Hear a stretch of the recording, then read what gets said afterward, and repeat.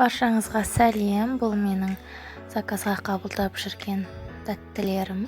Егер сізге ұнаған болса, осы тәттілердің арасынан бір рецепті түсіруге болады сізге.